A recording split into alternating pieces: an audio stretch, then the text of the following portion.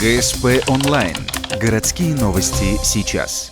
Буровик нашел тело с признаками насильственной смерти близ поселка Нижний Одес. Подозреваемого в преступлении нашли по горячим следам. Неделю его жертву искали всем миром. Убитого объявили в розыск после того, как он не вернулся из котельной, где работал. Оказалось, на рабочем месте у мужчины возник конфликт со знакомым.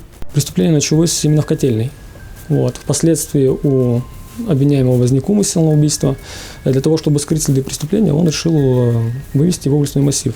Непосредственно нанесение смертельных ударов происходило в самом лесном массиве, а до лесного массива он его довез на машине, в багажнике. То есть предварительно там произошла драка в котельной. Преступник нанес мужчине не менее 7 ударов ножом. Потом вернулся в поселок и сжег одежду, в которой убил знакомого. В содеянном он признался, ранее уже был судим и тоже за тяжкое преступление. Теперь ему грозит до 15 лет заключения.